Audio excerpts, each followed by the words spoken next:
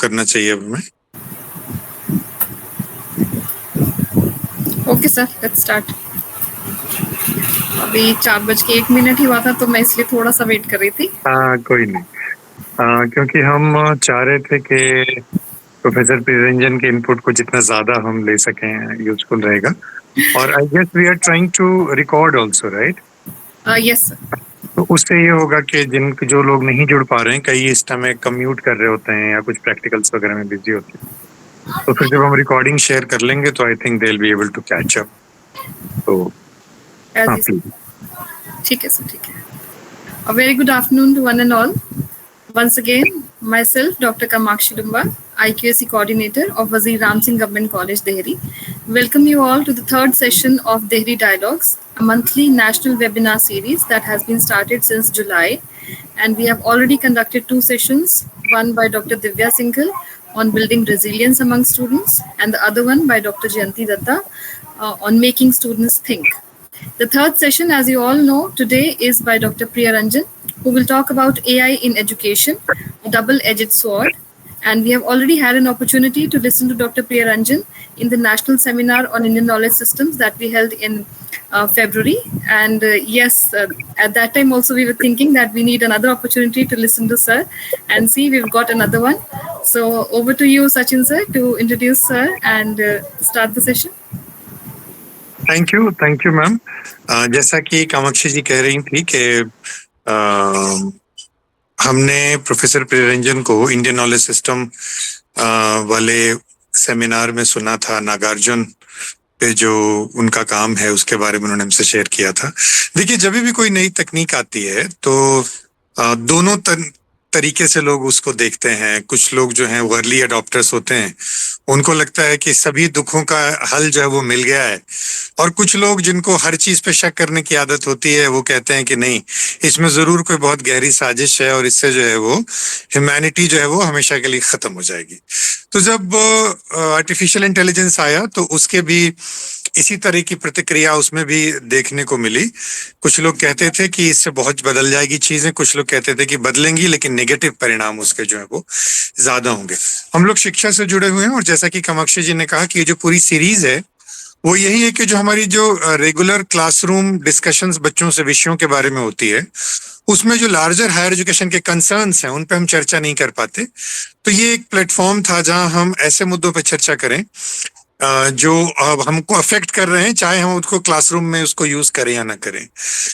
और इसी बीच में डॉक्टर प्रियरंजन से बात मेरी हो रही थी तो पता चला कि एक जो राष्ट्रीय अध्यापक प्रशिक्षण परिषद है, NCTE, उसने एक राष्ट्रीय समिति का गठन किया है। AI इन एजुकेशन पे ही एक पोजीशन पेपर आने वाला है।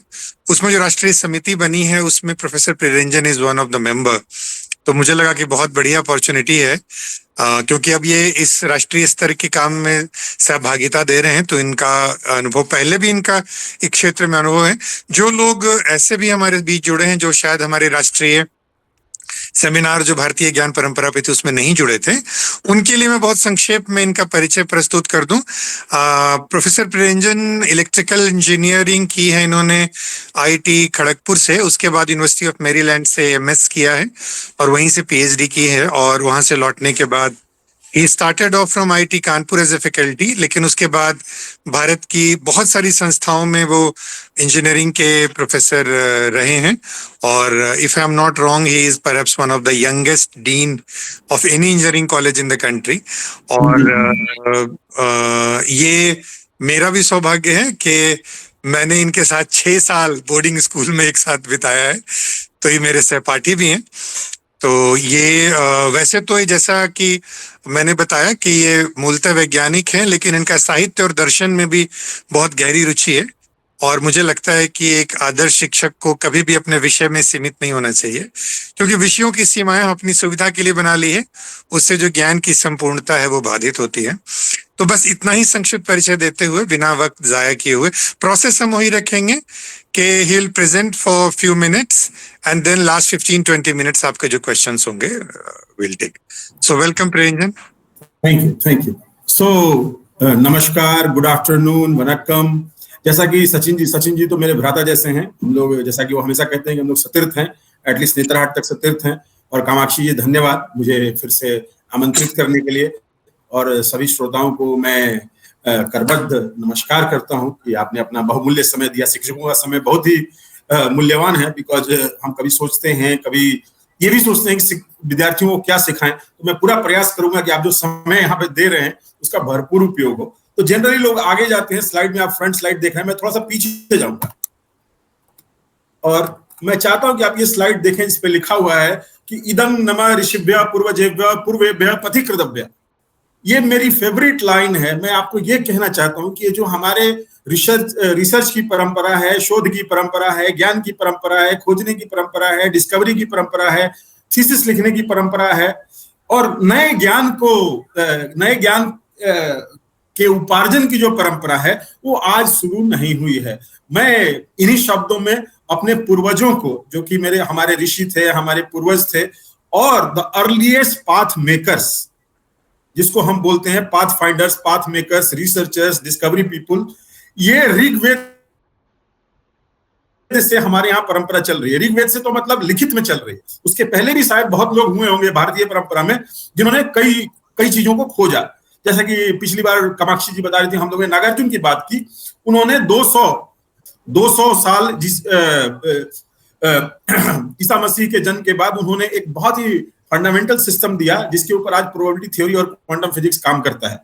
और आपको ये जानकर बहुत ही सुखद आश्चर्य होगा कि पश्चिम के सारे जो भौतिकी शास्त्री हैं, फिजिसिस्ट हैं, स्पेशली जर्मन फिजिसिस्ट, वो आते हैं धर्मशाला में और बौद्ध धर्म की शिक्षा ग्रहण करते हैं कि बिकॉज बौद्ध धर्म में एक बहुत ही मूल्यवान सिद्धांत है जिसको कि थ्योरी ऑफ नथिंगनेस कहते हैं, शून्यता का सिद्धांत।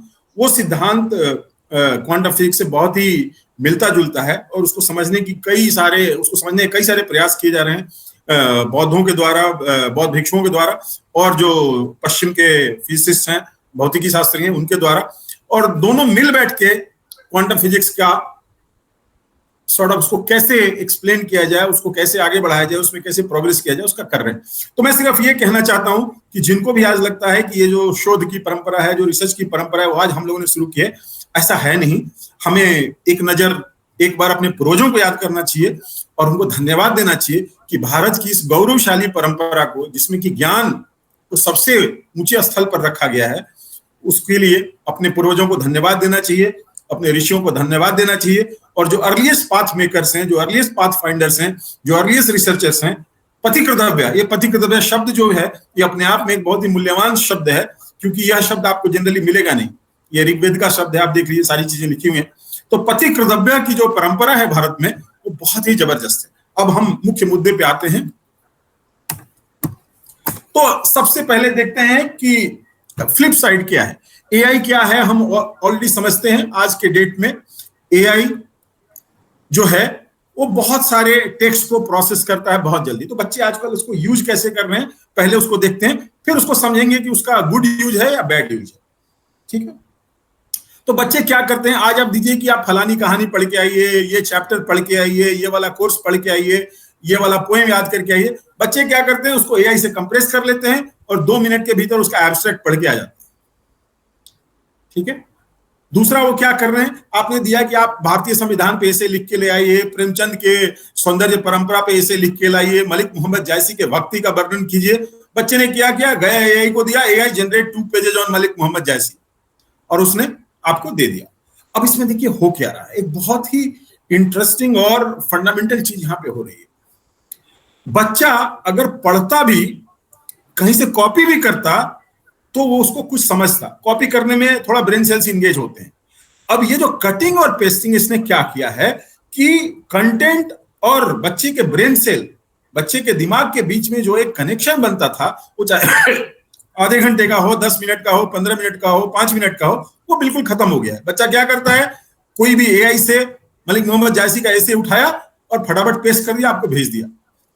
पढ़ने से आपको भी लगेगा अरे क्या बात है, कितना बढ़िया ऐसे लिखा हुआ है, बहुत ही ओरिजिनल है, क्योंकि बच्चे ने कुछ किया ही नहीं, वो एक मशीन ने जनरेट किया है और उसको आपको भेजा जा रहा है। और भी इंटरेस्टिंग है, वेस्ट में क्या करते हैं, उन्होंने इवेलुएट करने के लिए भी एआई लगा रखा है।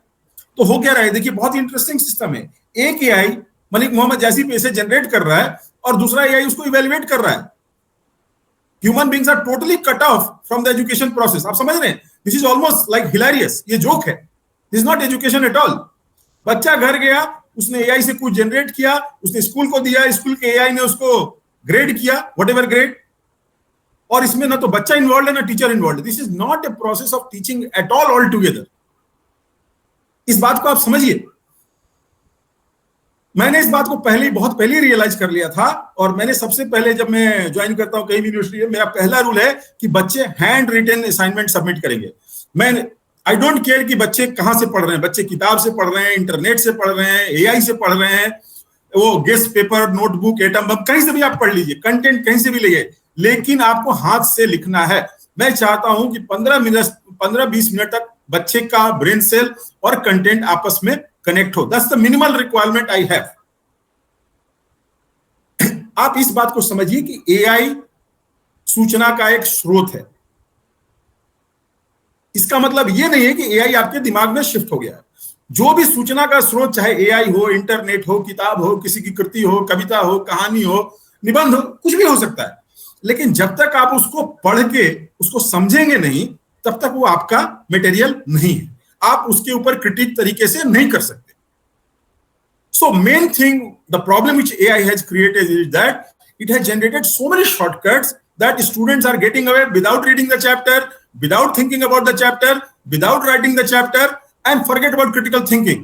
If you have not read, you have not thought about it, and you have not written, what critical thinking you are going to do? तो टेक्नोलॉजी ने अनफॉर्चुनेटली ऐसी सिचुएशन क्रिएट कर दी है कि विद्यार्थी और जो विद्या है उसके बीच में कोई संबंध नहीं बचा है। पहले भी वो कॉपी शॉपी भी करते थे तो कम से कम किसी किताब से कॉपी करते थे तो कुछ तो सीखते थे। अब तो एआई जनरेट कर रहा है और एआई ग्रेड कर रहा है। विद्यार्थी और शिक्षक सिर्फ अपना अपना मतलब कहने का कर्तव्य जो है वो कर रहे हैं। तो ये बहुत ही एक गंभीर स्थिति है विद्यार्थियों के पर्सपेक्टिव से, ठीक है ना। आज के विद्यार्थी को आप बोलिए कि भाई आप एक प्रपोजल जनरेट करो, हमें एक एआई इन एजुकेशन पे वर्कशॉप करना है, दे कैन नॉट। वो एआई को जाके बोलेगा AI write a proposal on how to do a workshop on education. ये बहुत ही अनफॉर्चुनेट सिचुएशन है।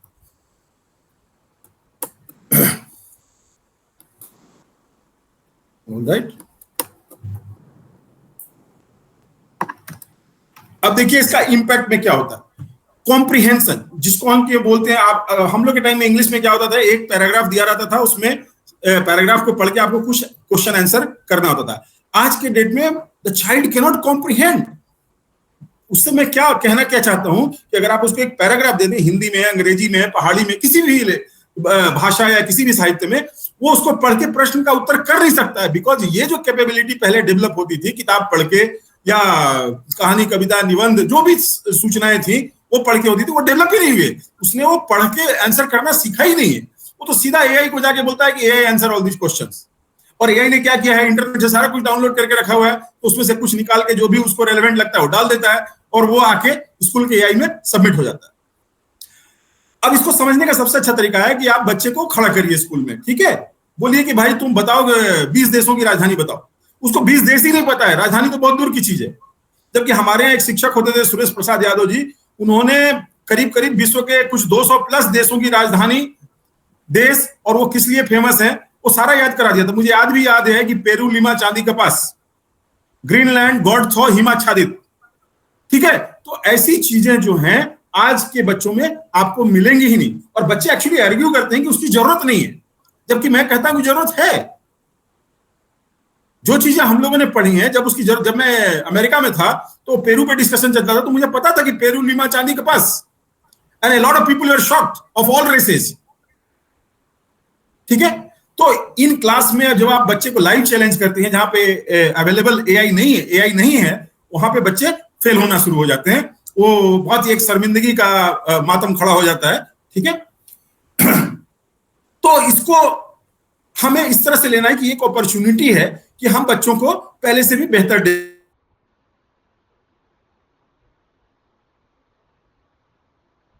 लिए जब पहला कैलकुलेटर आया होगा तो कितना दुखद समाचार हो, ठीक है। तो मशीन्स आती रहेंगी, बट हम इनका पॉजिटिव उपयोग कैसे करें इसके बारे में सोचना है, इस गड्ढे से निकलना कैसे, ठीक है। तो एक बहुत ही इंटरेस्टिंग चीज मैं करता हूं कि बच्चों से लास्ट 10 मिनट में असाइनमेंट्स लिखवाता हूं। वैसे that is in line with IIT में क्या होता है, क्विजेज होते हैं।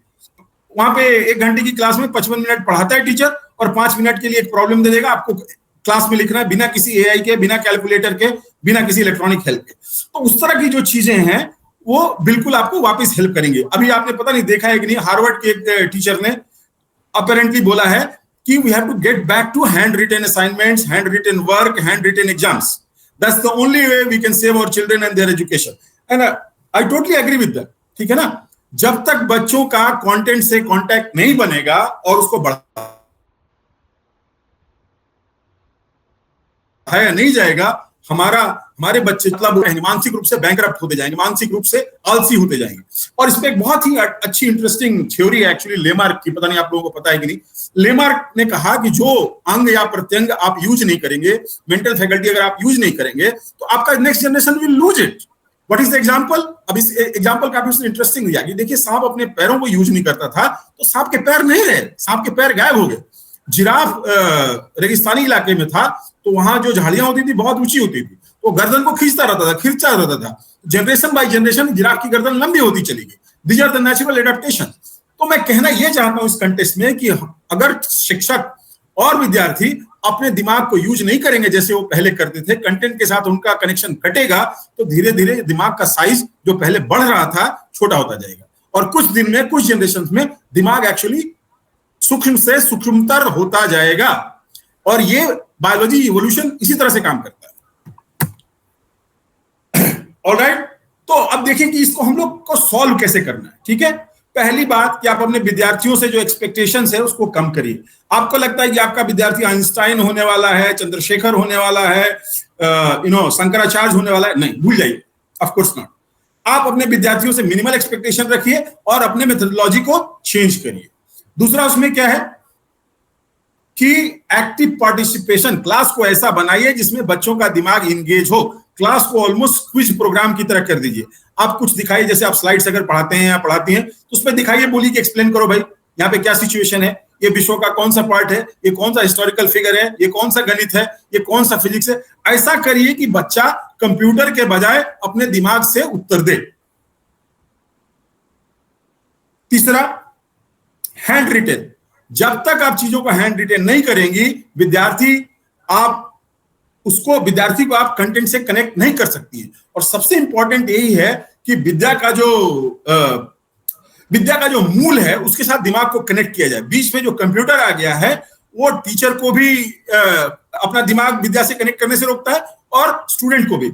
अगर ये चीजें हैंड रिटेन हो तो बच्चे भी कुछ देर तक एटलीस्ट एआई से ही पढ़ के लिखेंगे, बट नेवरदलेस लिखेंगे और सीखेंगे।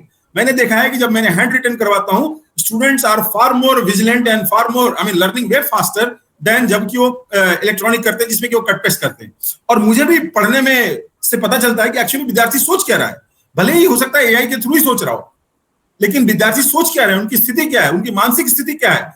और एक शिक्षक को प्रोग्रेस करने के लिए अपने विद्यार्थियों की मानसिक स्थिति को समझना बहुत जरूरी है।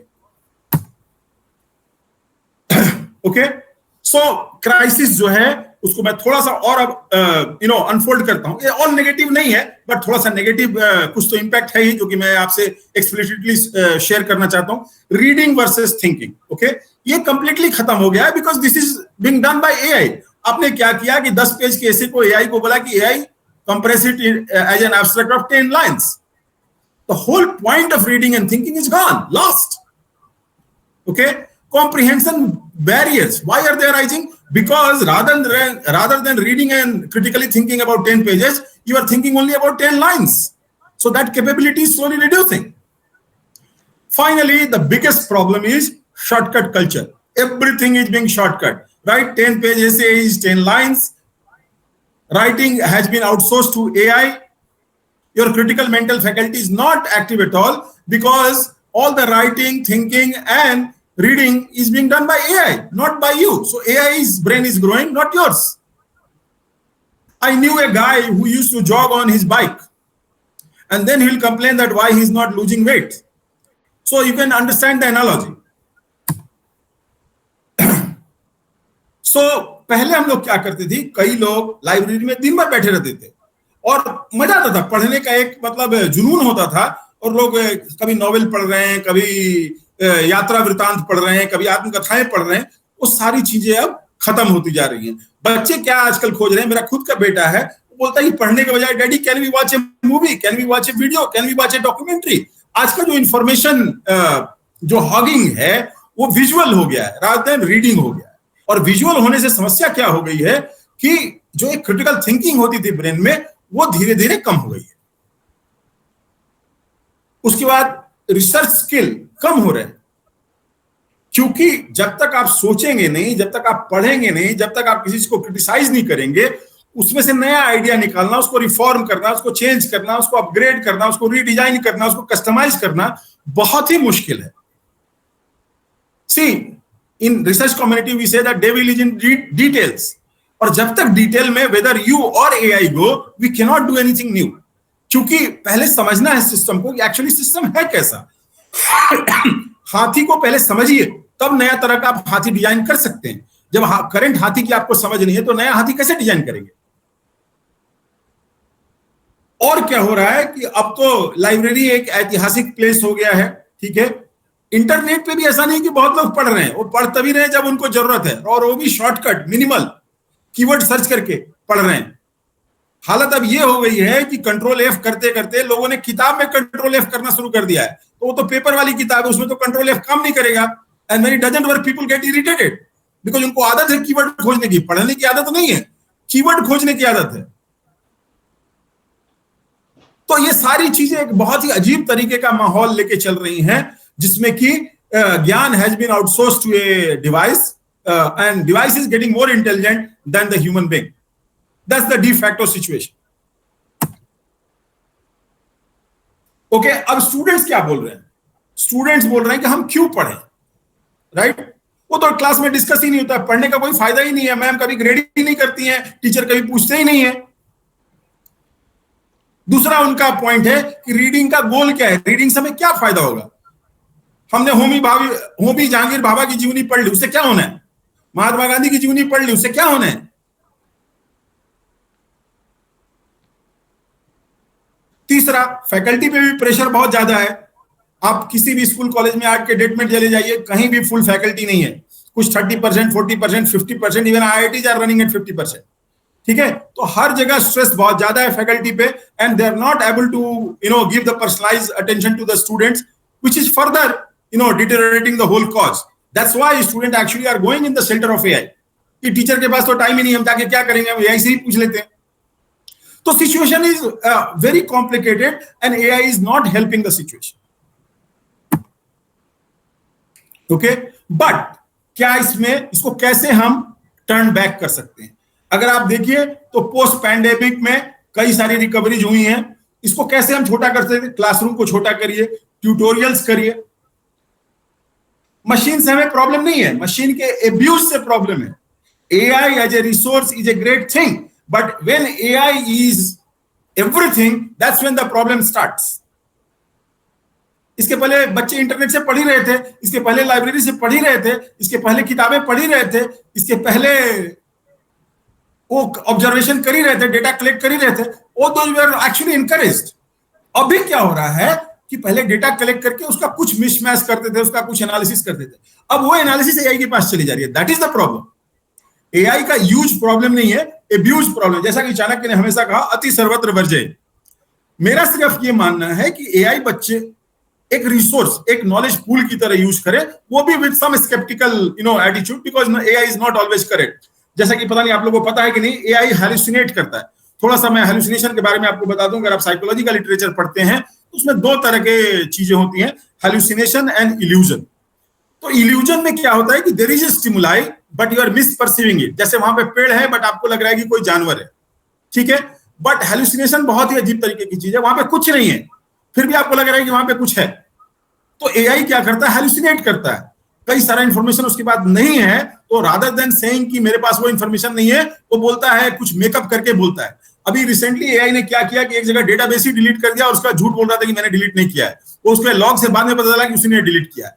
तो इस तरह के कई सारे सिचुएशंस हैं जहां पे AI गलती करता है और अपनी सीमाओं को भूल जाता है।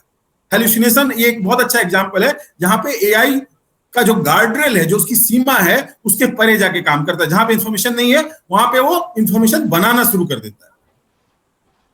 आपने देखा होगा कि जो बच्चे पाठ याद करके नहीं आए वो कुछ भी पाठ अपना एक बना के बोल देंगे, as if that is the authentic पाठ।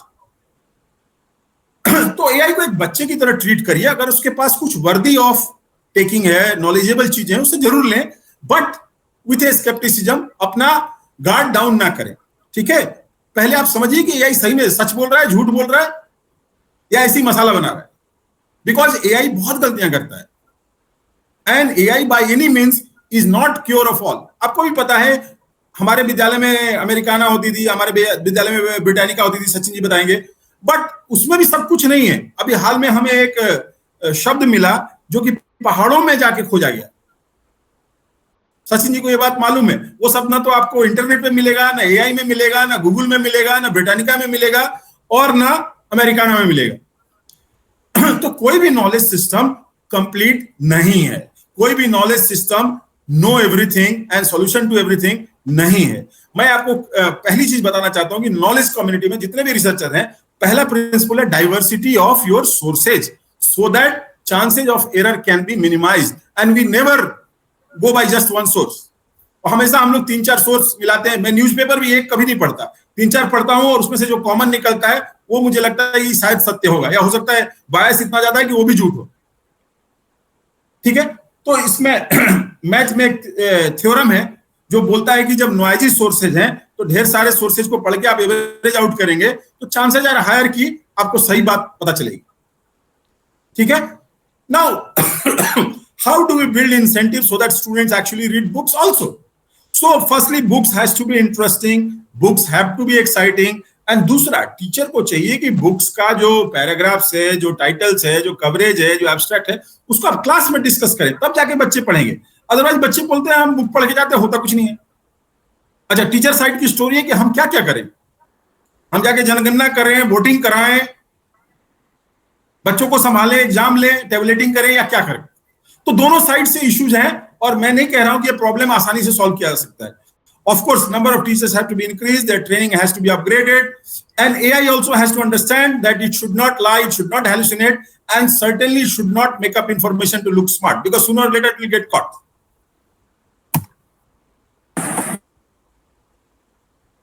All right? दूसरी चीज क्या होनी चाहिए कि रीडिंग स्ट्रक्चर्ड होनी चाहिए। जैसे आप टॉपिक वाइज रीडिंग दीजिएगा तो मेरे ख्याल से बच्चे किताब और एआई दोनों को यूज करेंगे। That is already a victory. The moment a child starts using a book also, you are winning. The moment a child is reading, you are winning already. फिर क्विजेज और एसेज दीजिए, और थोड़ा सा creative दीजिए, in the sense इसकी that should not be easily available in the AI और the book. Of course principle वही रहेंगे, बट स्टोरी नहीं होनी चाहिए। दूसरी चीज, फोकस एनालिसिस होनी चाहिए। अगर आप क्लियर कट टाइटल्स देंगे एंड टॉपिक्स देंगे तो chances are that the student will be more engaged. Everything in the kitchen sink may not attract students. Actually होता क्या है, the way psychology works is that student देखता है कि teacher खुद कितना मेहनत कर रहा है। अगर टीचर मेहनत करता है तो स्टूडेंट भी मेहनत करता है। It's kind of induction effect. तो आप लोग मेहनत करेंगे तो बिल्कुल ये संभव है कि बच्चे एआई के साथ साथ किताबों को भी पढ़ेंगे, आपके नोट्स को भी पढ़ेंगे, आपके विचारों को भी सुनेंगे, बिकॉज विचार तो एआई में अवेलेबल नहीं है। एआई क्या कर रहा है, अगर आप एआई के बारे में सोचिए तो एआई जो भी ह्यूमन रिटेन मटेरियल है उसी का भरता बना रहा है, सब कुछ को मिसमैच करके मिक्स कर रहा है। ठीक है, उसमें बहुत सारे प्रॉब्लम्स है। पहला बात कि that is very limited, because humans don't know everything either. Actually we know very little, थोड़ा एरोगेंस ज्यादा है ह्यूमैनिटी का। तो AI is limited by what we have discovered in last maybe 2000 years, or mostly in last 100-150 years, because that's when the most of the work has been done. And that is far from complete description of natural events or natural phenomena or natural beings or natural objects. अभी बहुत काम होना बाकी है। तो वो तो AI को भी मालूम नहीं है। एआई को भी कोई पेपर लिख के देगा तभी तो उसको इंजेस्ट करेगा, डाइजेस्ट करेगा। So AI itself has a incomplete information. AI cannot give you everything. What AI is given is what has been written by our colleagues, our ancestors, or other researchers. AI cannot generate new ideas. AI भरता बना सकता है, but एक नई recipe नहीं तैयार कर सकता।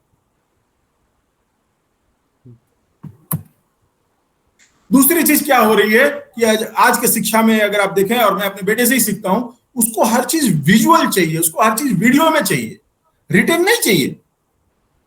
एंड ये आज के डेट में जो यूट्यूब आ गया है या इस तरह के और कई सारे वीडियो वेबसाइट्स आ गए हैं, एआई कई सारे विजुअल्स बहुत ही जल्दी तैयार कर देता है। जैसे कि आप एआई पे टाइप करिए, आप कैनवा पे जाइए और आराम से लिखिए लक्ष्मीबाई और रजिया सुल्तान, पता चला लक्ष्मीबाई रजिया सुल्तान तुरंत प्रकट हो गई। तो ये एक जो विजुअल फेज है ये अच्छा है इन द सेंस कि ये एब्स्ट्रैक्ट आइडियाज को, एब्स्ट्रैक्ट टाइटल्स को, एब्स्ट्रैक्ट नेम्स को एक शेप देता है, एक स्केच देता है, एक साइज देता है, बट हो सकता है गलती भी करता हो, because we have no way to cross check that the visuals it's generating is correct.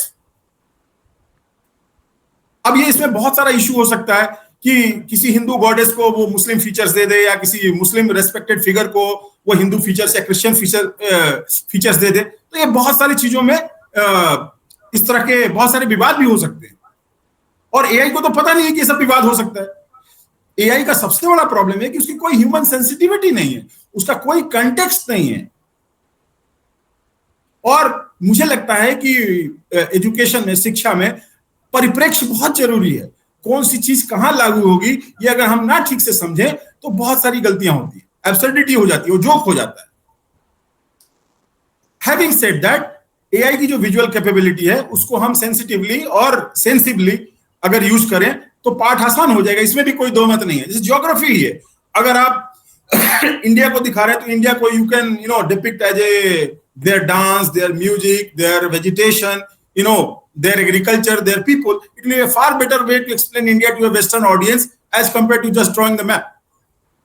And vice versa, it's far easier to explain, let's say, Canada to an Indian student when we show the people there doing something, their cultural activities and their fields, horses, whatever it is. It's far easier to build an image of Canada than just having dull text. I remember our geography books, there were lots of sketches. Back then, that was the best technology possible for visualization. And they did their best.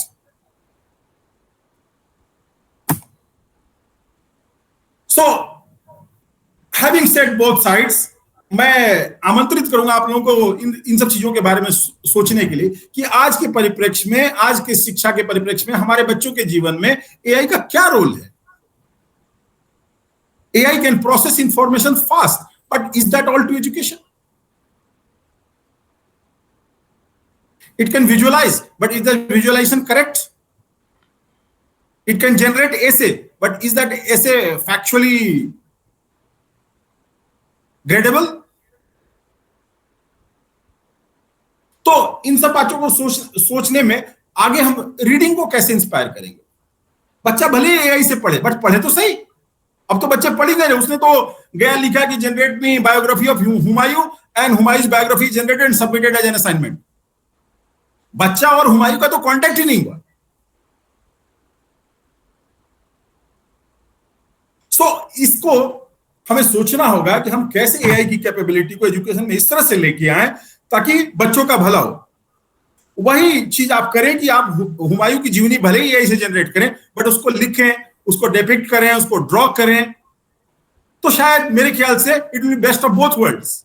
You will get much more detail information on Humayun very quickly from AI, and the child will learn it, which no other book can provide in real time.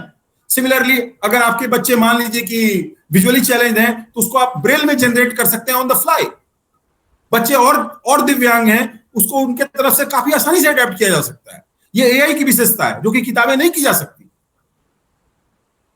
तो AI में बहुत सारी संभावनाएं हैं जो हमारे imagination को challenge करती हैं। तो एआई को निगेटिवली नहीं देखा जाना चाहिए। हमें यह देखना है कि एआई एक टूल है। As usual, everything scientific and technology is a tool. उसको हम कहां उचित तरीके से यूज कर सकते हैं और उसका एब्यूज रोक सकते हैं ताकि हमारे बच्चों का ग्रोथ जो है वो हैम्पर नहीं होना चाहिए। That is the main point.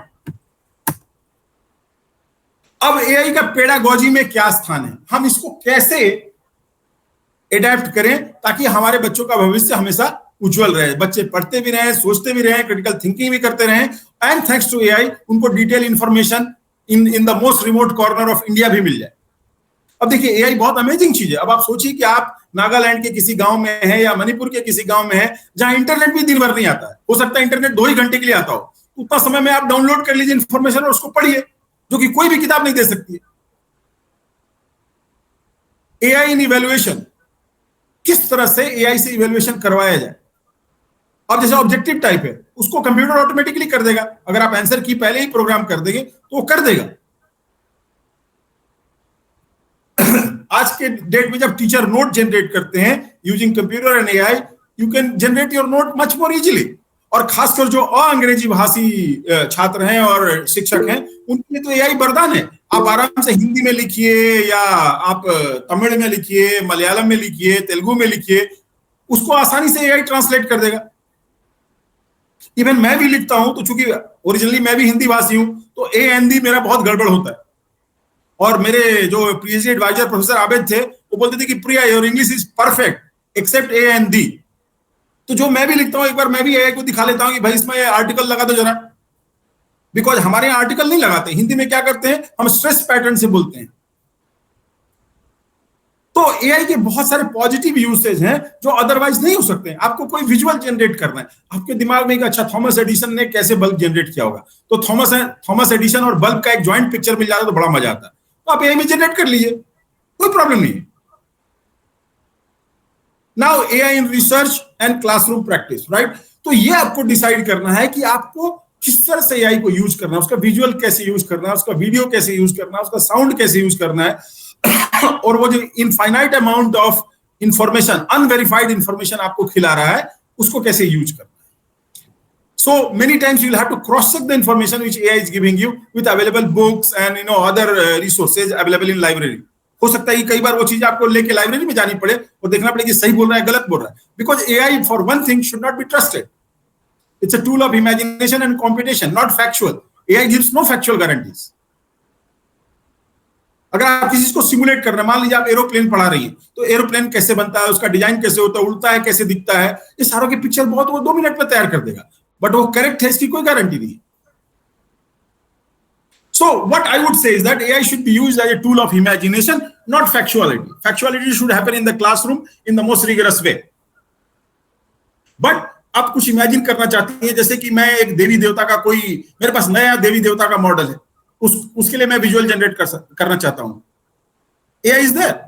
मैं एक चेस बनाना चाहता हूं जिसमें 10 बाई 10 बोर्ड है और 2 प्लेयर एक्स्ट्रा ऐड करना चाहता हूं, AI will help you in designing. तो इनोवेशन एंड इमेजिनेशन के लिए AI is the best. But if you are depending on AI for factual information and managing your bank account, you are making a serious mistake. So please understand AI is positive and negative aspect and use it appropriately. Don't depend on AI for everything. That's what will be my message. Okay? एक सबसे बड़ा problem आज के date में India में AI tools में है कि एआई अंग्रेजी में बोलता है, अंग्रेजी में रोता है, अंग्रेजी में खाता है और अंग्रेजी चबाता है। ये एक बहुत बड़ा प्रॉब्लम है जिसको कि सर्कमवेंट करना इंडिया में आसान नहीं है। India is a kaleidoscope, we have so many languages, mainstream languages, and then if you go to Adivasi areas, there are small tribes who speak their own language. तो एक प्रोजेक्ट जो अभी हम लोग कर रहे हैं वो है कि उनके लैंग्वेज को इंग्लिश, हिंदी या किसी और मेन स्ट्रीम लैंग्वेज से कैसे ऑटोमेटिकली कन्वर्ट किया जाए। तो इसमें बहुत सारा काम हो रहा है और एक बहुत सबसे इंपॉर्टेंट चीज की जरूरत है जो गवर्नमेंट भी कर रही है, मैं आऊंगा गवर्नमेंट रिसोर्सेज में लास्ट में, कि multilingual support to AI it's very important. Okay, balancing automation और जो एक शिक्षक का प्यार है, शिक्षक का सपोर्ट है, शिक्षक की गरिमा है, शिक्षक की महिमा है, उसको ऑटोमेट नहीं किया जा सकता है। दोनों के बहुत रोल हैं एक सक्सेसफुल विद्यार्थी को आगे बढ़ाने में। और एक मानव शिक्षक जो सपोर्ट दे सकता है एक विद्यार्थी को, वो एक मशीन कभी दे नहीं पाएगी, वो चाहे कैसे भी उसको आप कितना भी डिजाइन कर ले।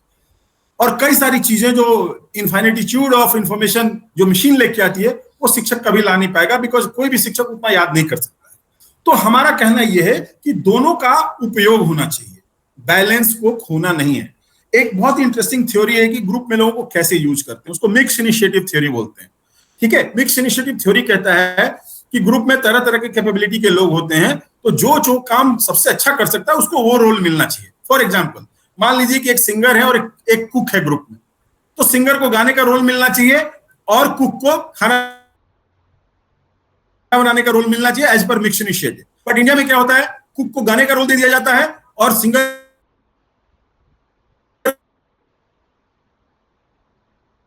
एजुकेशन के हिसाब से रोल्स नहीं देते, and that is a huge problem. तो ऐसा नहीं है कि एआई कुछ नहीं कर रहा है, AI is bringing you a lot of information, a lot of visualization, a lot of simulation, a lot of imagination, which is useful in education. But the kind of support and the love and the care teacher brings, that cannot be replaced by a machine. Please understand that. So हमें कहीं ना कहीं उसमें एक line draw करनी होगी कि human कितना होगा और मशीन पे कितना होगा। अदरवाइज एक एक्सट्रीम घोड़ाशाही है और दूसरा एक्सट्रीम है being deprived from the infinite potential of this information. तो उसके बीच में हमें देखना होगा कि घोड़ाशाही की तरफ जाएंगे या फिर will be deprived of this information flood. अब इशू क्या है भारत में, खासकर ये इश्यूज है दुनिया में ही है कि कोई नेशनल गाइडलाइन नहीं है और हमारा जो एजुकेशन है इज फ्रैगमेंटेड। कई तरह के एजुकेशनल मॉडल हैं, प्राइवेट वर्सेस पब्लिक है, प्राइवेट वाले आपस में ही लड़ते रहते हैं कि गोयनका अच्छा है कि मोदी अच्छा है। कुछ 29 IIT हैं वो आपस में भिड़ी हुई हैं, कौन सी IIT अच्छी है। कई सारे कॉलेजेस आपस में भिड़े हुए हैं, इलाहाबाद यूनिवर्सिटी बेहतर है कि पटना यूनिवर्सिटी बेहतर है कि दोनों गए गुजरे हैं। तो बहुत तरह की समस्याएं हैं, ठीक है। जो हमारा रैंकिंग फ्रेमवर्क है वो भी बहुत ऑनेस्ट और ऑब्जेक्टिव नहीं है, क्योंकि उसमें बहुत सारे इन्फॉर्मेशन ऐसे सबमिट किए जा रहे हैं जो कि गलत हैं। कई सारा इन्फॉर्मेशन उसमें सबमिट किया गया, पता चला बाद में पेपर रिट्रैक्ट हो गया, तो यूनिवर्सिटी को तो क्रेडिट मिल गया, but actually the paper was retracted. अभी हाल में जो पॉलिसी चालू की गई है कि रिट्रैक्टेड पेपर के लिए नेगेटिव मार्किंग होगी, that is also not working, ठीक है। तो इसको समझने के लिए बहुत सारे लोगों को एकजुट होकर धीरे धीरे एक कंसेंसस जैसी कोई पॉलिसी बनानी होगी ताकि हम लोग सारे आगे बढ़ सकें। This is not about you और मी और our students, it is about all of us moving together. और उसके लिए कई सारे, जैसे एनसीटी में मैं ही काम कर रहा हूं, और भी कई सारे फ्रेमवर्क हैं, ठीक है, और कुछ गवर्नमेंट के रिसोर्सेज और प्रोग्राम्स है, उस पर आई विल कम। दूसरी चीज स्टेट लेवल पे है। अब स्टेट लेवल पे देखिए ये वेरी करता है। अगर आप केरला में जाएं, बंगाल में जाएं, education standards are better than west, I would say, but rest of the country unfortunately is in very bad shape. I go around the country, so I have some idea now, and I meet people from there. Education standards still are best in these two states, but rest of the states have to work hard to upgrade themselves. NEP आ गई है, जिसमें कि आपको कहा जा रहा है कि आपका हैंड्स ऑन एक्सपीरियंस होना चाहिए, आपका फ्लेक्सिबिलिटी होना चाहिए, students can choose their subjects. Now critical thinking and creativity, एक साइड आप बच्चों को बोल रहे हैं कि आप AI यूज करो, दूसरी side you want to promote critical thinking and creativity also. So there has to be a balance, there has to be a some mechanism to reconcile that बच्चा कितना AI करेगा और बच्चा खुद से कितना सोचेगा। Okay, one side you want the child to be the expert of their subject, but you also want multidisciplinarity. So there are a lot of conflicts right there in the objectives, and we have to balance that. Whether you use mixed initiative framework or any other framework, आपको decide करना होगा कि कौन सा काम आप कितना कर सकते हैं। You can't be a PhD in all subjects. It's just not possible. ठीक है। और सबसे बड़ा जो प्रॉब्लम आज के भारत के एजुकेशन में है, कहना बहुत आसान है कि एथिकल रीजनिंग और होलिस्टिक डेवलपमेंट होना चाहिए, but ethics is our weakest point. मैं भारत के एजुकेशन को बहुत ही करीब से करीब 16 साल से देख रहा हूं, 17वां साल शुरू हो रहा है। Ethics is our weakest point unfortunately. So उसको anyway nature will take care of it. If you are unethical, nature will give you back, but before nature gives us back, we should mend our ways, reform our ways, and actually do ethical thing so that we don't have to bear the fury of nature. Now आप देख रहे होंगे कि मैं दोनों तरफ बात कर रहा हूं। एक तरफ मैं AI को ग्लोरीफाई भी कर रहा हूं और उसके कई सारे प्रॉब्लम्स को भी बता रहा हूं। इसको अंग्रेजी में इक्विवोकेशन बोलते हैं, and apparently I am very good at it. Lot of people have told me that you are very good at talking both sides. Unfortunately or fortunately, that is my job, and that's how science is. Science is not good or bad, it's how we use it makes it good or bad. Science एक चाकू है, आप उससे किसी की हत्या भी कर सकते हैं और आप उससे खाना भी बना सकते हैं, ठीक है। तो प्रॉब्लम चाकू में नहीं है, चाकू को मत बोलिए कि वो सही है या गलत है। Problem is with our intent, and इसको सबसे जो अच्छे तरीके से एक्सप्लेन किया था वो थे हमारे राष्ट्र कवि श्री रामधारी सिंह दिनकर। ओके, उनकी जो विज्ञान के प्रति जो अभिवृत्ति थी वो बहुत ही बढ़िया तरीके से निकल के आती है कि विज्ञान अपने आप में सही या गलत नहीं है। ये 2-4 लाइन है, मैं आपको सुना देता हूं। सावधान मनुष्य, यदि विज्ञान है तलवार, तो इसे दे फेंक तजकर मोह स्मृति के पार। अगर विज्ञान किसी को मारने के लिए है तो उसकी कोई जरूरत नहीं। अगेन, विज्ञान नहीं मार रहा है, हमारा इंटेंट मार रहा है। तलवार किसने बनाई? विज्ञान से। उसी लोहे से सुई भी बन सकती थी, उसी लोहे से इंजेक्शन भी बनता है, उसी लोहे से घर के गार्डर भी बनते हैं, रोड भी बनते हैं, व्हीकल्स भी बनते हैं। हो चुका है सिद्ध है तू शिशु अभी अज्ञान, फूल कांटों की तुझे कुछ भी नहीं पहचान। देखिए वो किसको ब्लेम कर रहे हैं? वो ह्यूमैनिटी को बोल रहे हैं कि we are not mature enough with science और टेक्नोलॉजी। गलती साइंस और टेक्नोलॉजी की नहीं है, गलती हमारी है जो हम तलवार बना रहे हैं और पुल नहीं बना रहे। खेल सकता तू नहीं, ले हाथ में तलवार, काट लेगा अंग तीखी है बड़ी यह धार। तो वो कह रहे हैं कि अगर तुम तलवार बनाओगे तो सुसाइड है, तुम अपने आप को काट लोगे। तो what we need is that to be mature about these tools and think about helping others using these tools rather than hurting them. If we hurt others, we'll get hurt. All right. So I will get to some of the major important points. The complex questions are equity, ethics, privacy and algorithmic bias. अब देखिए, हम कहते हैं कि AI में हम सबको education देंगे, बट आज आप मणिपुर में जाके देखिए, झारखंड में जाके देखिए, और आप आदिवासी गांव में जाके देखिए, छत्तीसगढ़ में जाके देखिए, आप AI इन एजुकेशन की बात कर रहे हैं। वहां बच्चों को बैठने के लिए एक रूम नहीं है, टीचर को टाइम पे सैलरी नहीं मिल रही है, ब्लैक बोर्ड नहीं है,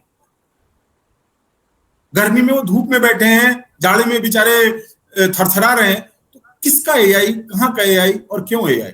So I think we also have to put things in perspective, is that there is a need of priority. AI is certainly the modern fad and it's important also, but कुछ basics पहले उनको मिलना चाहिए। अब तो school में खाना मिलने लगा है, पहले तो वो बच्चे खाते भी नहीं थे। मुझे पता है कि झारखंड में कितने बच्चे मर गए because they did not find enough nutrition.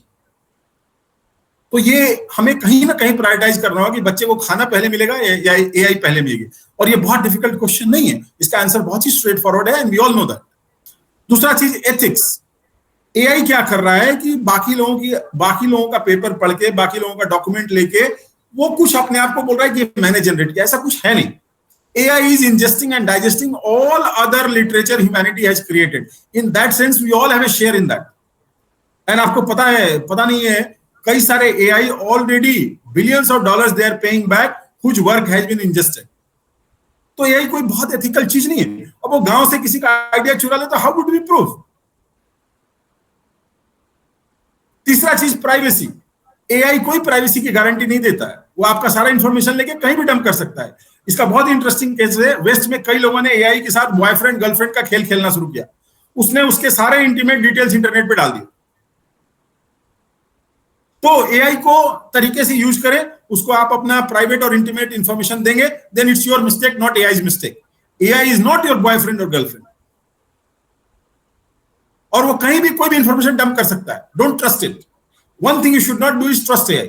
So that's why I'm saying use it in a very controlled fashion, be very disciplined with it and make use of it. तीसरा चीज क्या है? After all, AI is nothing but algorithms. So जिसने algorithm लिखा है उसके हिसाब से वो बिहेव करेगा। इसका बहुत अच्छा एग्जांपल मैं देता हूं। AI क्या करता है कि AI को एयरपोर्ट पे रखा गया कि किसको अलाउ किया जाए, किसको अलाउ नहीं किया जाए। तो उसने सारे जो गोरे लोग थे उनको जाने दिया, और जितने अफ्रीकन अमेरिकन श्याम लोग थे उनको बोला कि ये तो सारे चोर हैं, उचक्के हैं, इनका तो करियर खराब है, वगैरह वगैरह। ये AI का प्रॉब्लम नहीं है। इस AI को जिसने लिखा है उसने अपना दिमाग उसमें डाला है। तो भारत में देखिए, भारत में हो सकता है कि भारत के गोरे लोगों को, जो हम लोग गोरे हैं, उनको AI अच्छा कहे, आदिवासियों को कहे कि नहीं ये तो बेकार हैं, चोर हैं। हो सकता है दलितों के अगेंस्ट में भी कुछ बोले, महिलाओं के अगेंस्ट में भी कुछ बोले। तो ये सब सारे एल्गोरिथमिक बायसेज हैं जिससे कि आपको बहुत केयरफुल रहना पड़ेगा। और अगर आप बहुत सेंसिटिव व्यक्ति हैं तो आपको बहुत दुखी करेगा ये। तो अभी बहुत सारे AI जो है इट्स इन इन्फेंसी। ये 5 साल का बच्चा है ज्यादा से ज्यादा, ठीक है ना। उसको उसी तरह से ट्रीट करिए, उसकी बातों को हमेशा सीरियसली मत लें। वो कई तरह की चीजें, कई बार अनप्लेजेंट चीजें कहेगा, कई AI गाली गलौज भी करते हैं depending on how they have been program. So be careful. और जब तक हम AI को सारे भारतीय समाज के लिए, विश्व समाज के लिए, कि भारत का क्या है, अब तो भारत भी ग्लोबलाइज हो गया, पूरे विश्व समाज के लिए उसका तरीके से यूज नहीं करेंगे, तब तक अगेन फिर से वही इनइक्वालिटी आएगी, एजुकेशनल गैप्स आएंगे, कॉम्प्रहेंशन गैप्स आएंगे, न्यूमरेसी गैप्स आएंगे, एंड फिर से अगेन हमें री इन्वेस्ट करना पड़ेगा उन सब चीजों में। तो एआई यूज करना एक ग्लोबल रिस्पॉन्सिबिलिटी है और हमें इसको पूरी शिद्दत से और रिस्पॉन्सिबिलिटी से ह्यूमन डिग्निटी के लिए, डाइवर्सिटी के लिए, फेयरनेस के लिए, जेंडर सेंसिटिविटी के लिए यूज करना चाहिए। अब बहुत सारी नई चीजें एनईपी में प्रपोज की गई हैं, जैसे ब्लेंडेड एंड डिजिटल लर्निंग है, जिसमें कि दोनों तरफ से बच्चे भी अपना कई सारा कंटेंट बना सकते हैं, टीचर के साथ वो डिस्कशंस कर सकते हैं, उसके लेसन्स को ऑगमेंट कर सकते हैं। एंड इक्विटेबल एक्सेस कहना बहुत आसान है, बट है नहीं। जैसा कि मैंने आपको बताया, कई स्कूलों में खाने की दिक्कतें हैं और भवन की दिक्कत है, टीचर को खड़ा होने की जगह नहीं है, सैलरी नहीं मिल रही, और भी कई तरह की दिक्कतें हैं। वहां पे एआई की बात करना थोड़ा सा मेरे ख्याल से बेमानी है। बट नेवरदलेस, चूंकि we are on this topic, my thing is that even they should be given AI, but priority of food should be there. Only AI will look good only if my stomach is full. Today I'm giving you this talk because I've had a really nice lunch and a coffee. So भूखे भजन न हुई गोपाल, भूखे पेट तो भगवान में भी मन लगता है। AI तो बहुत ही आर्टिफिशियल चीज है। दूसरी बात, एथिकल गाइडलाइंस होनी चाहिए, स्ट्रेटेजिक अलाइनमेंट होना चाहिए कि हम करना क्या चाहते हैं AI से, उसके हिसाब से AI डिप्लॉय होना चाहिए। ऐसा नहीं कि पहले AI डिप्लॉय करिए फिर सोचिए कि अब इसका करना क्या है। That is business strategy. That is not educational strategy. आप पहले AI का रोल कार्व आउट करिए, फिर AI को डिप्लॉय करिए, और उतना ही डिप्लॉय करिए, उसके बाद हटाइए, अदरवाइज विल बी अब्यूज्ड। अब इसके बहुत सारे एप्लीकेशन है। थोड़ा सा हम लोग पॉजिटिव साइड बात करते हैं कि AI पहली बात है कि कंटेंट को बच्चे के हिसाब से चलाएगा, ठीक है। अब आपको भी पता है कि हर बच्चा एक ही स्पीड से और एक ही तरीके से नहीं सीखता है, सबके अलग अलग ट्रैक है।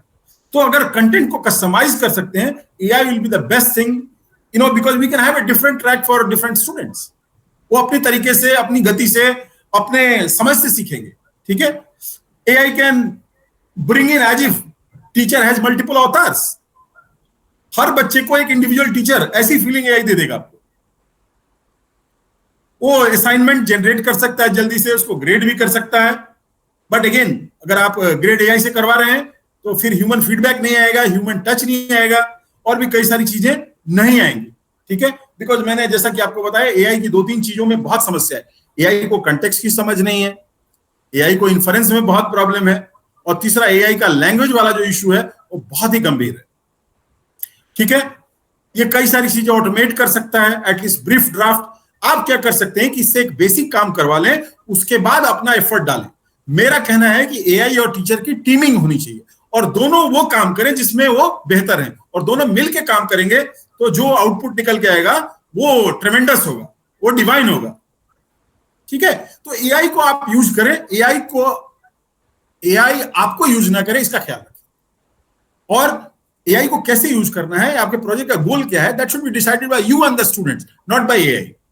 AI can suggest how to achieve something, but the final goal should be decided by the teachers and the students. Again, AI can do speech to text, okay?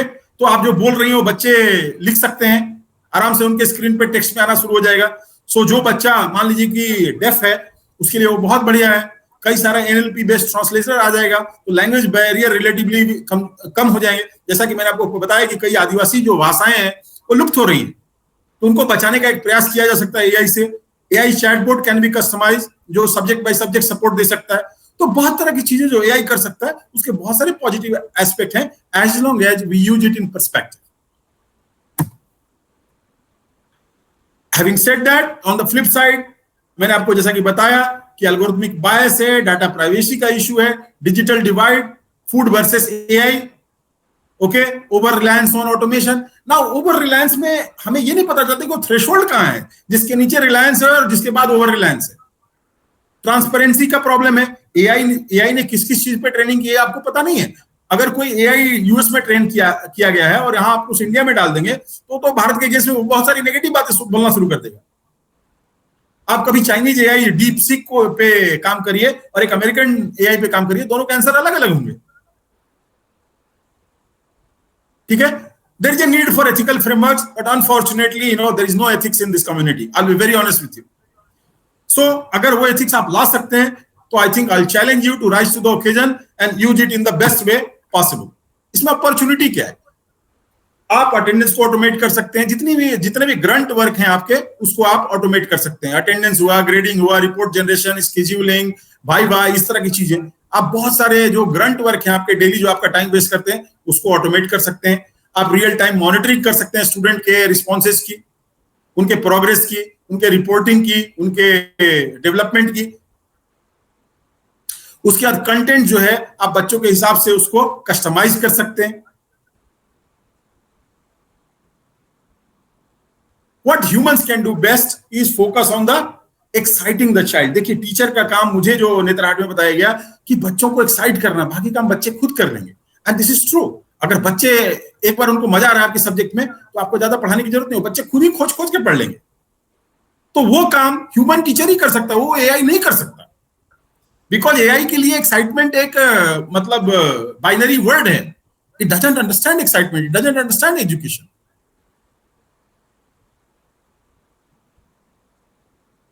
Research के लिए बहुत अच्छा टूल है। बहुत सारा जो information है जो अभी तक अवेलेबल नहीं था भारत में, वो बहुत ही कम पैसे और कम समय में वो आपके फिंगर टिप्स पे आ जाएगा। And certainly that's a good thing, because जब तक हम सीखेंगे नहीं, जब तक हम डीप नहीं जाएंगे, जैसा कि मैंने कहा devil is in the detail, तब तक हमारा रिसर्च आगे नहीं बढ़ेगा। उसके बाद और भी कई सारी बेस्ट प्रैक्टिसेज हैं, कंटेंट जनरेशन से लेके अटेंडेंस मॉनिटरिंग तक, जिसमें एआई आपको हेल्प कर सकता है if you know how to use it. और इसके लिए कोई बहुत बड़ी बात नहीं है। सचिन जी कहेंगे तो मैं आके वहां पे ट्रेनिंग दे दूंगा, ये कोई बहुत बड़ा प्रॉब्लम नहीं है। हम लोग कई तरह के एआई यूज करते हैं और वहां पे आके मैं आप लोगों को एक्सप्लोर करना सिखा दूंगा। ठीक है, आप लोगों को भी काफी अच्छा लगेगा।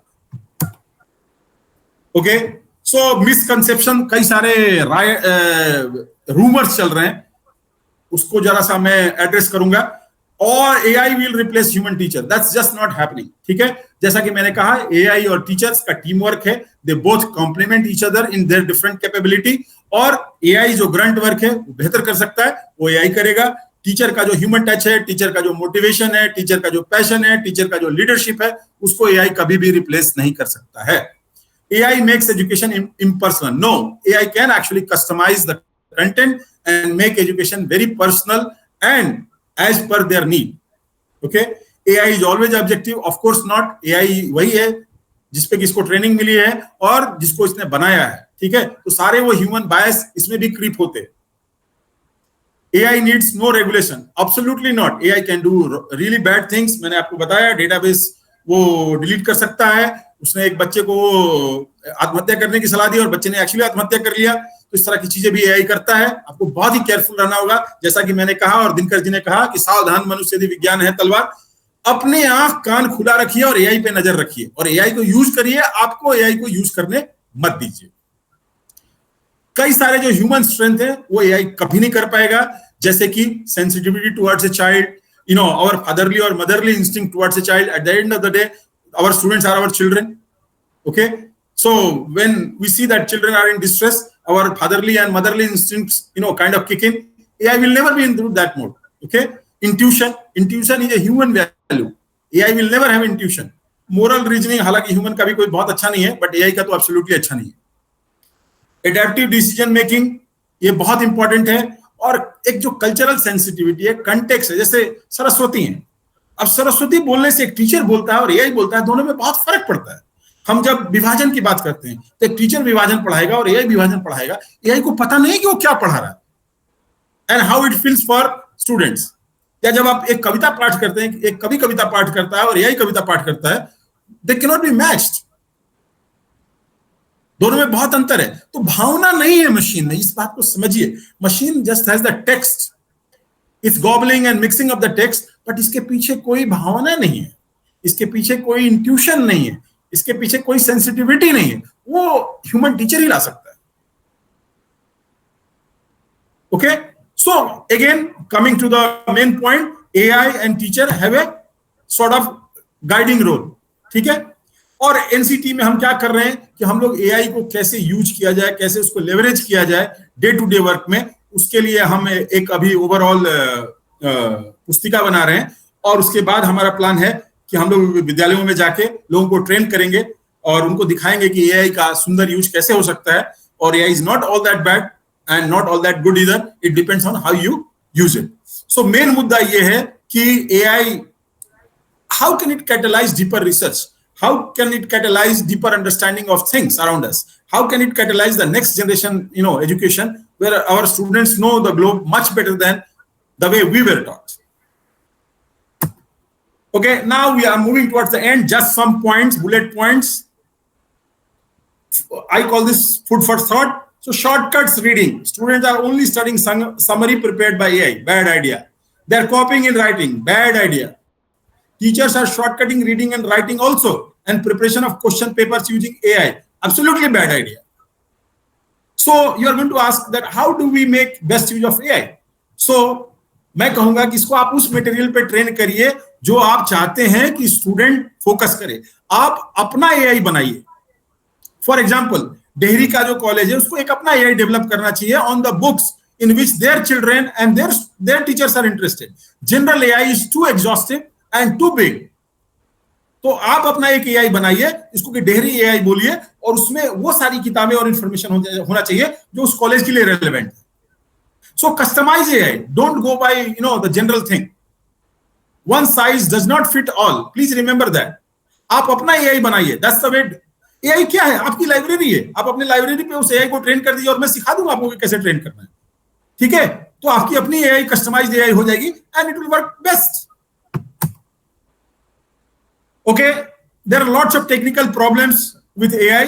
AI can jump from one response to the other which are totally different. एक ही क्वेश्चन के 10 रिस्पॉन्स देगा जो आपस में कॉन्ट्राडिक्टिंग है. Consistency is not a strong point of AI. Please understand that. तो आपको फिर कंफ्यूजन होगा कि कौन सा विश्वास करें और कौन सा विश्वास नहीं करें. Sometime, like I explained, it hallucinates and gives responses without asking. It also has a huge forgetfulness problem. ये ह्यूमन बीइंग नहीं है. और इससे आपको बहुत कोफ्त होगी कि अरे अभी तो ये बोल रहा था, फिर इसने पूरा ही चेंज कर दिया. तो ये आपका प्रॉब्लम नहीं है, ये एआई का प्रॉब्लम है और लोग इस पे बहुत सारे लोग काम कर रहे हैं. ठीक है, मैं आपको कहना चाहूंगा कि आप अपना एक एआई बनाइए जिसमें कि आपके जो नोट्स हैं, जो आपके फेवरेट किताबें हैं या जो आपके विषय से रिलेटेड जो कंटेंट है उसके ऊपर वो एआई ट्रेन होना चाहिए और बच्चों को वो आंसर मिलना चाहिए जो आप देना चाहते हैं. It's like writing a book. Training AI is just like writing a book. तो आप ऐसा सोचिए कि आप एक नई किताब लिख रहे हैं, उसमें 10 किताबों का जो भी आपके अर्लियर मटेरियल का सम्मिश्रण होगा, तो वो आप अपना एक, ठीक है, एआई डालिए. So what we have to do is take a middle path, part AI part human. ठीक है, and we should not be too narrow और too general. What should be the approach should be middle focus path where your content is the king, not like everything in the world. Okay, AI companies वो जानबूझ के hype create करती है. उनको लगता है कि AI is taking over everything, but that is just a hype. अभी एमआईटी के सर्वे ने कहा कि 99% companies are actually making losses. वो जस्ट हल्ला कर रहे हैं, डिप्रेस्ड है. ठीक है, अभी एक नोबेल लॉरेट ने कहा है कि उसको एआई कैपिटलिज्म बिल्कुल फ्रॉड लगता है. एटमोस्ट 5% जॉब एआई में जाएगा, एटमोस्ट. और अभी सबसे बड़ा जॉब ये है कि कई लोग इस पे काम कर रहे हैं ताकि जो एआई ने प्रॉब्लम क्रिएट किए हैं उसको कैसे रिजॉल्व किया जाए. And only 1% of global GDP is affected by AI. Finally, आप बहुत सारे कॉम्प्लिकेटेड चीजें इससे कर सकते हैं, जैसे कि ईईजी सिग्नल्स वगैरह है, जो कॉम्प्लिकेटेड सिग्नल है, या अर्थक्वेक सिग्नल है हिमाचल प्रदेश के कंटेक्स्ट में, या लैंडस्लाइड के सिग्नल्स है. ये सब काम एआई, जहां कॉम्प्लेक्सिटी है वहां एआई बहुत अच्छा काम करेगा. ठीक है, आप कुछ न्यूज आर्टिकल्स देख सकते हैं जहां पे एक्चुअली एआई हेलुसिनेट करता है और गलत सलत इंफॉर्मेशन देता है. एआई एक काम बड़ा अच्छा करता है. AI learns from students. Sometime जो we teachers are there, we are so kind of close-minded that we don't learn from students. But the good thing about AI is that AI learns from students, and that's why its responses can be very student friendly. वो बोलेगा कि मोहन ने मुझे ये बताया, सोहन ने ये बताया, रानी ने ये बताया, शमा ने ये बताया. ठीक है, तो बहुत सारी अच्छी चीजें भी हैं, और खासकर कोई कॉम्प्लेक्स सब्जेक्ट है उसके लिए AI बहुत ही अच्छा है. Now, just some of the government resources, because at the end of the day, government is providing and trying to do a lot of things. Problems are there, I am not denying it at all. So एक दीक्षा programme है, आप उसके बारे में government से पता करिए. Digital infrastructure for knowledge sharing, apparently बहुत सारे काम हो रहे हैं. इसके लिए हो सकता है आपको दिल्ली वगैरह जाना पड़े, या शिमला में मिले, या देहरादून में मिले. भारत नेट है जो सारे रूरल एरियाज में नेटवर्क ले जाने के लिए रिस्पॉन्सिबल है. अब कितना प्रोग्रेस है ये आप लोग बेहतर बता सकते हैं। पीएम ई विद्या करके एक प्रोग्राम है, स्वयं करके प्रोग्राम है जिसमें कि वो सेल्फ हेल्प मोटिवेट करते हैं। और जो एक मेजर मुद्दा मैं आपको बता रहा था भाषा वाला, तो इंडिया डिजिटल इंडिया का एक प्रोग्राम है Bhashini, so they try to have automated translation in multiple different languages back and forth. तो वो मल्टीलिंगुअलिटी का जो प्रॉब्लम है उसको वो सॉल्व कर सकता है। एआई में एक चीज बहुत अच्छा है कि आप किसी भी नॉलेज में लिख के किसी भी लैंग्वेज में लिख के किसी भी लैंग्वेज में पढ़ सकते हैं। आप हिंदी में लिख के इंग्लिश में पढ़ लीजिए, इंग्लिश में लिख के तमिल में पढ़ लीजिए, तमिल में लिख के तेलुगु में पढ़ लीजिए। ये एक बहुत ही अमेजिंग बात है जो कोई भी human teacher unless they have really trained for 50 years नहीं कर सकते। फिर नीति आयोग का प्रोग्राम है एआई फॉर ऑल स्ट्रेटेजी, निष्ठा करके एक प्रोग्राम है, और उससे रिलेटेड जितने भी रेफरेंसेज हैं वो दिए हुए हैं।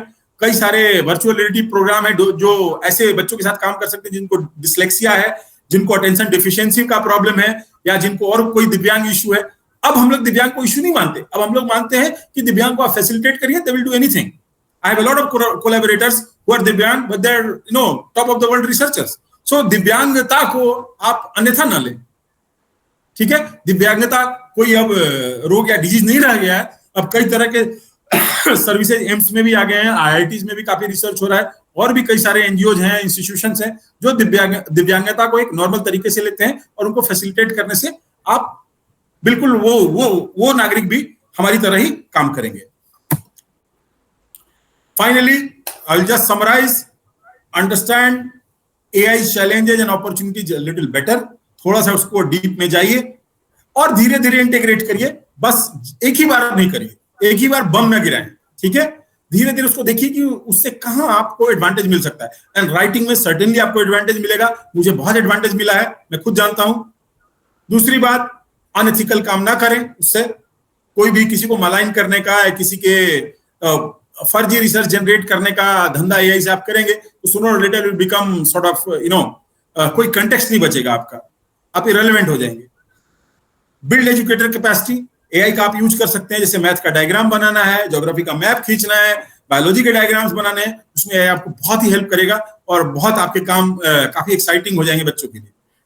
Develop policy recommendations based on the data, now you can generate policy. जैसे कि अटेंडेंस मान लीजिए हमारे यहाँ पॉलिसी है 75%, तो अब आप 75% देख सकते हैं, तुरंत बता देगा कि किस किस बच्चे का 75% है, किसका नहीं है, और क्यों नहीं है वो भी बता देगा, ठीक है। और एआई कोलैबोरेशन में भी बहुत हेल्प करता है। तो हम ये कहना चाहते हैं कि ए रोड मैप फॉर इक्विटेबल, मतलब सबको मिलना चाहिए इसका फायदा, ethical which is a big issue nowadays, and context sensitive AI implementation for Indian education, okay. And हमारा जो मिशन है वो है towards a human centred AI enhanced education, जहां पे की तरीके से पेडागोजी हो और शिक्षक और विद्यार्थी फोकस में हो, not AI. AI is our servant, AI is not the one to dictate. Problem will start when there is too much AI, okay. Education in AI should enhance the teacher, not replace the teacher, okay. And it should be integrated ethically and transparently, and it should address the divides which are there in the rural citizenry, urban citizenry based on income and many other things, as you know, social status, economic status, and so on. So way forward, we want to develop a national framework which thinks at least about these things at a deeper level and tries to implement them, tries to augment them, try to solve them, and empowers educators, teachers, thinkers, philosophers with tools and training which are not available hitherto, okay, and collaboration across the national and international boundaries, okay. So first we want all our students, no matter which part of remote corner in India they're sitting, they should have access to anybody in anywhere in the world, because that's how we can stop future wars. If citizens of all countries feel a sense of camaraderie, chances of wars will be reduced. So the message, let us not teach machines to replace us, but to empower us in teaching better, thinking deeper, and reaching farther. Thank you, thank you, thank you.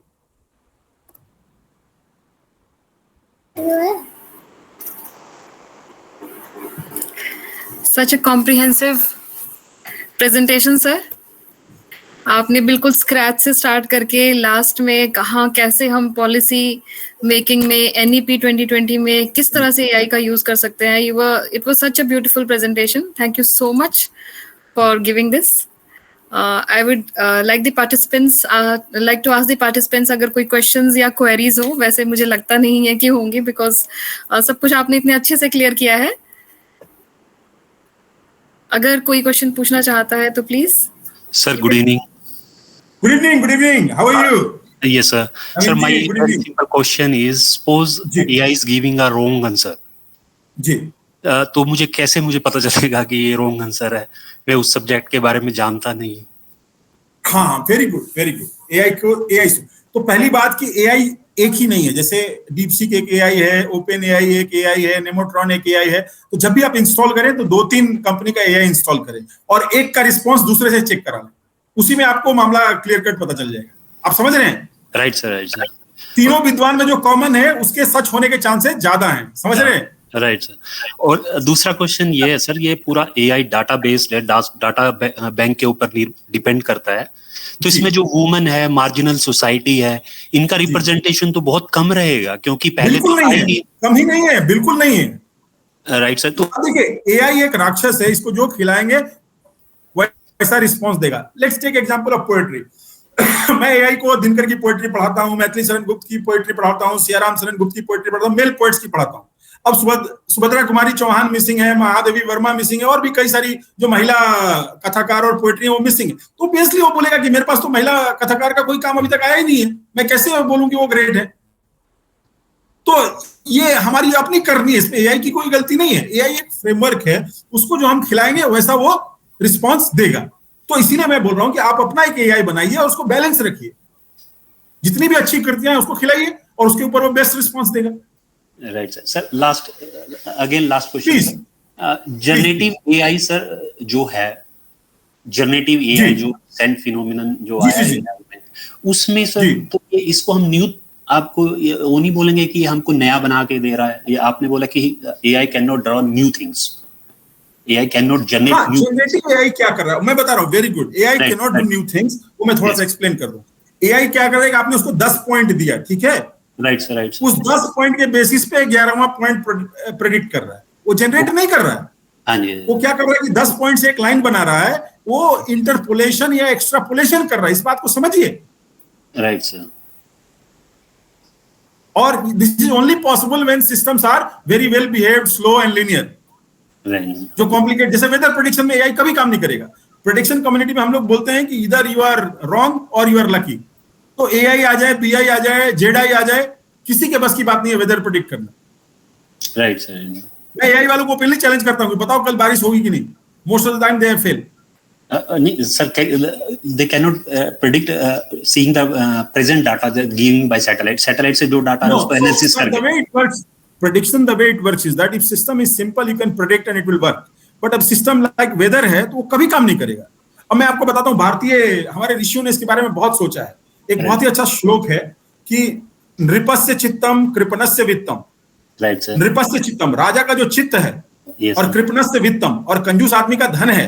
And मनोरथ है दुर्जनाना, और दुर्जन आदमी का ambition क्या है. ये 3 चीजें हैं. सेकंड लाइन और भी बहुत इंटरेस्टिंग है. त्रिया चरित्रम पुरुषस्य भाग्यम, महिला का चरित्र और पुरुष का भाग्य. दैवमपि न जानाति कुतो मनुष्य.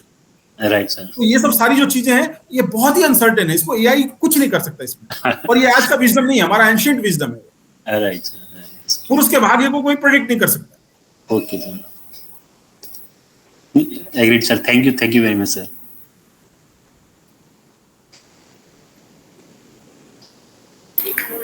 अगर कोई और कोई क्वेश्चन पूछना चाहता है प्लीज.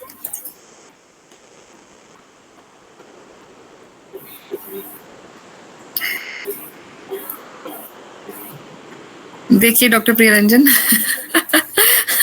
आपने इतना काम किया है एआई में और इतना कुछ हमें बताया है आज की. बट ये बात मैं भी मान रही हूँ, कि एजुकेशन में एआई का बहुत बड़ा रोल हो सकता है जब हम एज टीचर्स उसको अच्छे से अडॉप्ट करें, उसको यूज करें, ना कि उसे हमें यूज करने दें.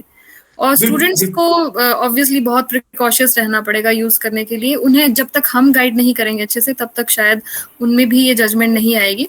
आपकी 2-3 बातें जो मुझे आज बहुत ही अच्छी लगी, that AI hallucinates. Actually, 100%. AI hallucinates and it itself has no context.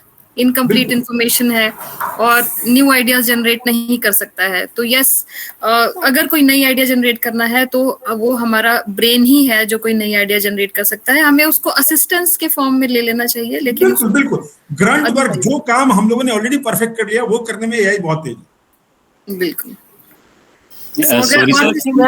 हाँ जी, एग्री नहीं करूंगा पॉइंट पे आपसे। बोलिए सर। सर मैं इस पॉइंट पे एग्री नहीं करूंगा, बिकॉज एवोल्यूशन भी ऐसे ही एक्ट करता है, हर क्षेत्र में हर फील्ड में करता है। इनिशियली सब चीजें टेक्नोलॉजी भी ऐसी ही होती है। कंप्यूटर जब बना था तो एक बहुत बड़ा रूम में बना था, अभी छोटा सा हो गया। तो ये स्टार्टिंग है, मुझे ये चीज कहना कि मतलब ये बहुत इफेक्ट डेफिनेटली करेगा। एटलीस्ट जो जैसे हमारे ब्रेन को कैप्चरिंग में AI बड़ा सक्सेसफुल है। Sir there are some foundational issues, जैसे कि AI does not understand, any computer does not understand irrational number. वो कितना भी तरक्की कर ले irrational number वो नहीं समझ पाएगा, because AI and all computing works on discrete numbers. उसको continuous number का समझ ही नहीं। उसमें बहुत सारी टेक्निकल चीजें हैं। We can always, disagreement से मुझे कोई इशू नहीं है। I'm glad you are arguing with me. तो we'll discuss it. ठीक है, इसके बहुत सारे foundations हैं जिसके कारण से AI cannot take over humans and nature.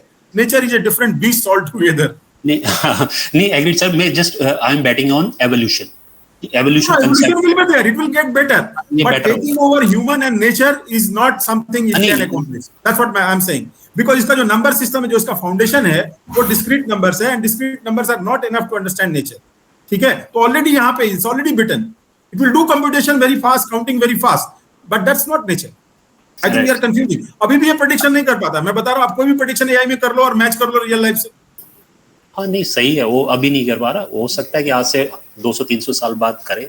Sir वो बहुत मुश्किल है, बिकॉज नेचर को आप रिप्लिकेट, नेचर हमारे कंप्यूटर के हिसाब से नहीं चलती। मैं तो सारे अपने AI दोस्तों को चढ़ाता हूँ कि तुमको लगता है कि तुम्हारा जो एल्गोरिथम है उसके कारण से बारिश होगी, कौन डिसाइड कर रहा है? नेचर डिसाइड कर रहा है, तुम्हारा एल्गोरिथम डिसाइड कर रहा है। अगर हम प्रेडिक्ट कर सकते हैं तो हम कह रहे हैं कि हमारा एल्गोरिथम डिसाइड कर रहा है बारिश होगी कि नहीं होगी, यही है ना। But that's not possible, nature doesn't work as per my algorithm. ये बहुत बड़ा फिलोसॉफिकल डिबेट है। Right. Sir, if you don't mind, we are running short of time. I think Neeru ma'am wants to ask something. Neeru ma'am, please go ahead. I don't want to say. I just want to conclude it like this: that हमारी कहानियों में एक Aladdin था और उसके पास एक जिन था। तो पहले हमें कंप्यूटर जिन मिला था, अब AI एक जिन मिला, इसे स्लेव बना के रखते हैं, अपने ऊपर नहीं आता। मैडम और भी जिन आ रहे हैं, अभी रोबोटिक वाले जिन आएंगे, अभी क्वांटम वाले जिन आएंगे। Yes sir, I agree. बहुत सारे जिन लैब में हैं, वो कुछ दिन में रिलीज होंगे जब उनका कोई यूज निकल जाएगा। बिल्कुल सर। एंड मैं हमेशा आपके पास रहूंगा उसको एक्सप्लेन करने के लिए इसका क्या करना है। बहुत बढ़िया। Thank you sir, thank you. Thank you so much sir. Thank you. And in the end, I would just like to thank you on behalf of IQAC Wazir Ram Singh Government College Dehri और सारे participants की तरफ से कि आप हमारे बीच आए, आपने हमें समय दिया, और आपकी आज की प्रेजेंटेशन के बाद भी अब वंस मोर वाली बात फिर से होगी। जितना कि मैं समझ पाई हूँ, तो एक बार फिर से हम आपसे कभी न कभी जरूर जुड़ेंगे इंशाल्लाह। So thank you so much all for joining, and अगले सेशन में भी हम सबसे जरूर मिलेंगे। फीडबैक लिंक आई होप सभी ने देख लिया था और भर दिया होगा, and certificates, E certificates of participation आपको मिल जाएंगे।